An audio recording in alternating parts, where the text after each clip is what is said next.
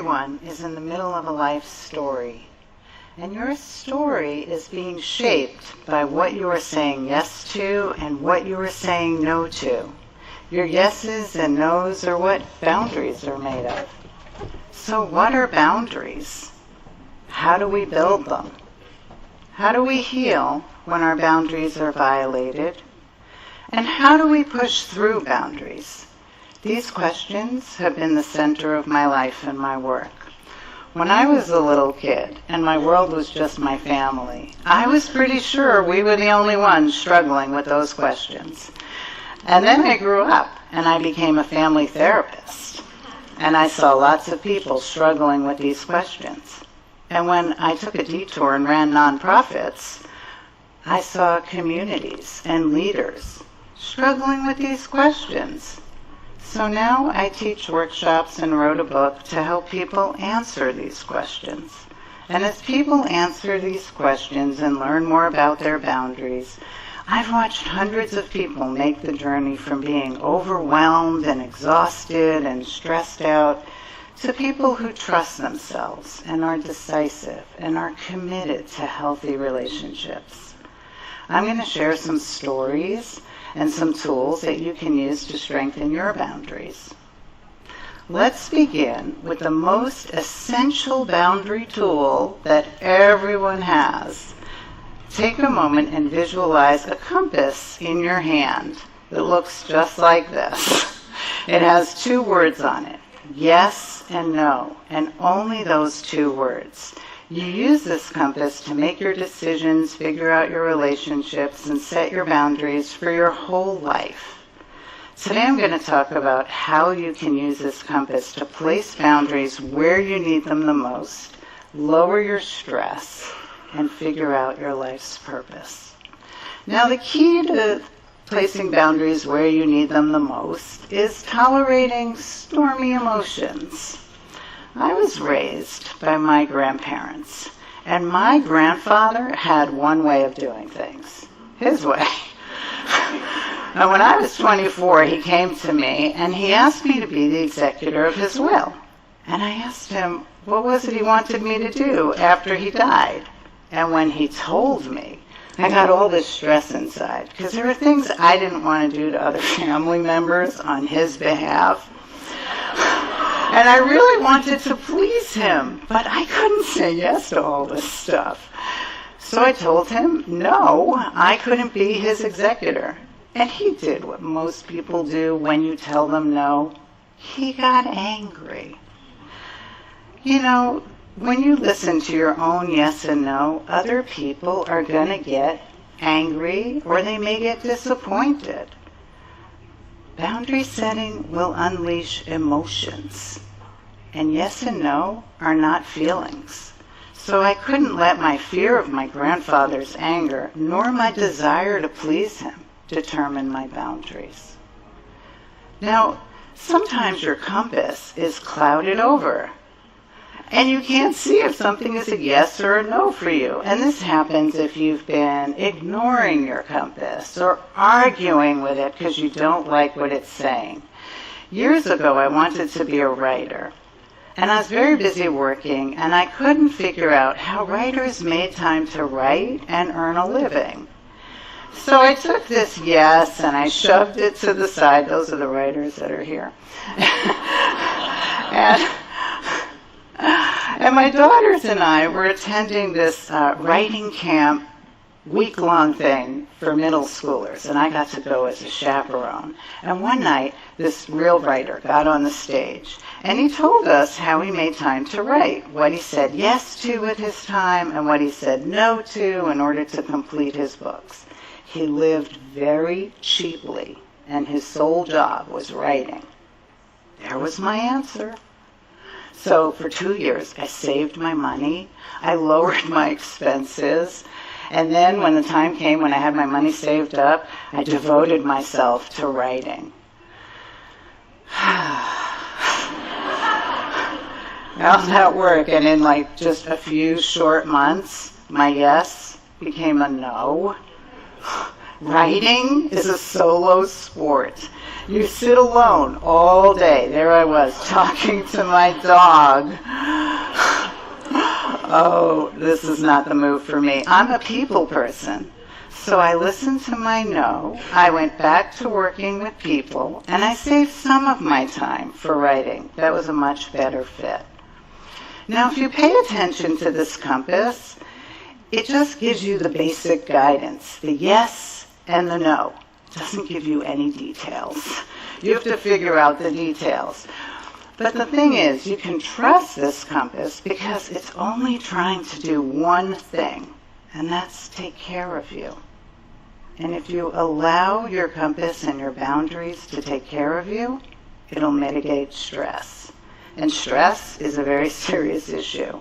According to the American Psychological Association, 50 to 58% of us, I'm not going to say who, are suffering from high stress.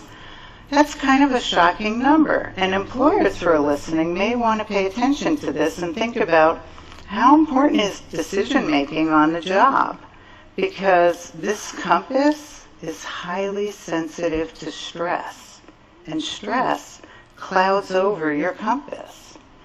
I teach people boundary skills so that they can reduce and prevent their stress from accumulating. The challenging thing, though, is that setting boundaries is just a little stressful. Right? It's brief stress, though. Like, once you get over that brief stress of actually doing it, you feel all this relief. And I call that brief stress sweating.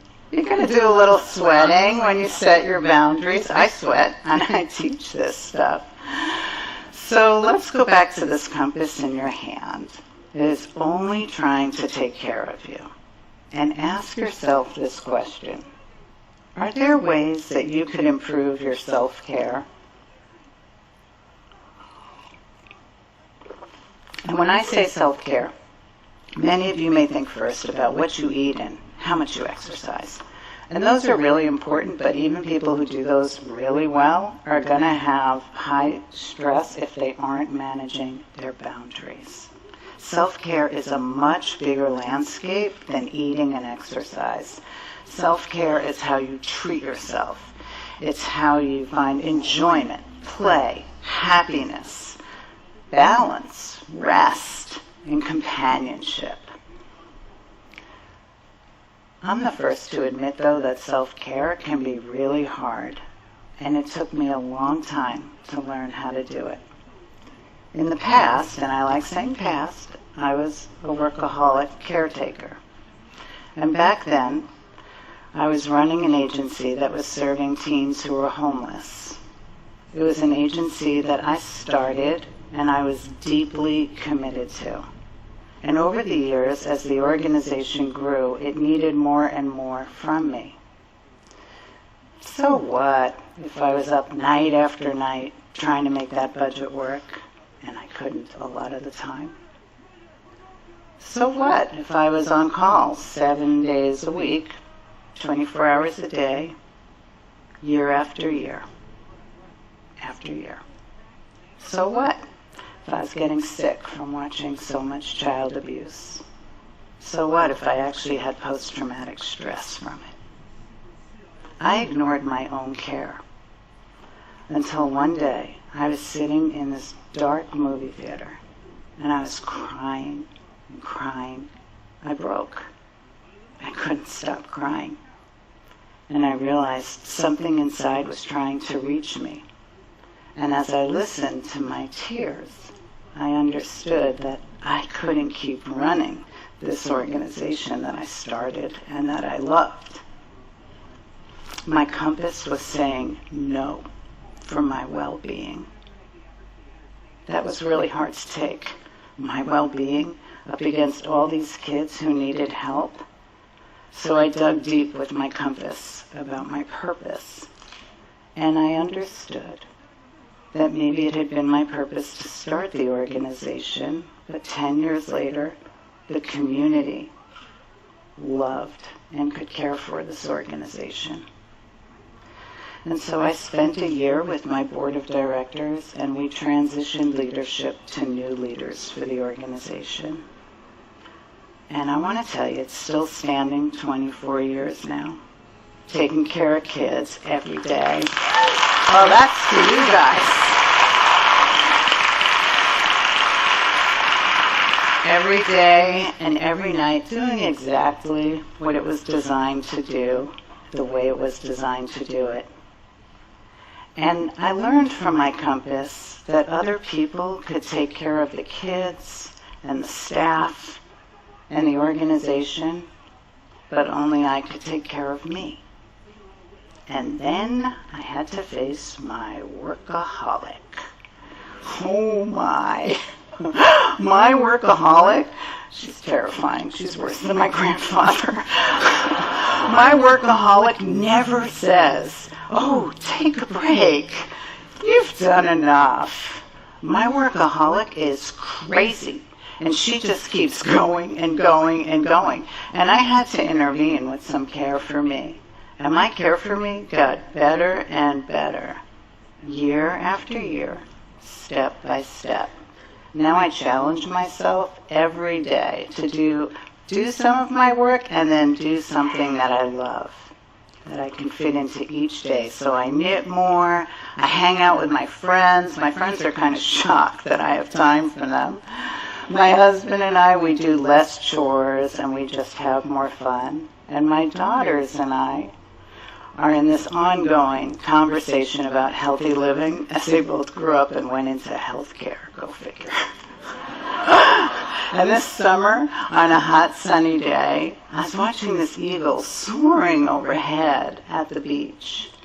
I remember everything about this day. It was a Tuesday, a work day. I had taken my lunch. I drove 4 minutes from my office to the beach. And there I was, taking a 45-minute lunch break, watching this eagle and listening to the waves. Now that's recovery. Now I need to warn you, even if you're doing all the boundary pieces, like you've separated your feelings from your boundaries, and you're doing some good self-care, and you're really listening to your yes and no, and maybe you've recovered from workaholism or numbing out. Even when you do all these pieces really, really well, there are going to be some things that are going to challenge your boundaries, and they're going to make things extra hard. None of us are immune to health issues, to a financial crisis, or to a family member who has an addiction problem. And some of you are dealing with those struggles every day. Some of you are dealing with really tough challenges at your job every day. There are 3 things that you can do to support your compass.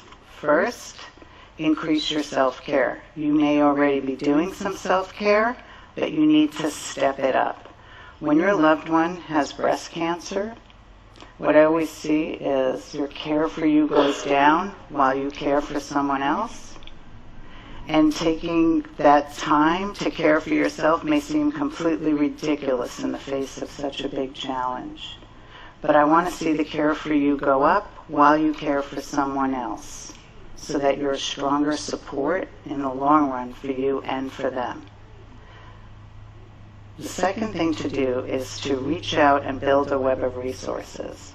Your compass may not have enough information to guide you through the challenge that you're dealing with. We're not all experts in everything. Find people who have this expertise, join a support group, see a therapist, take a class, reach out. The third thing to do is to really focus on choosing your responsibilities and limiting your time during a challenge.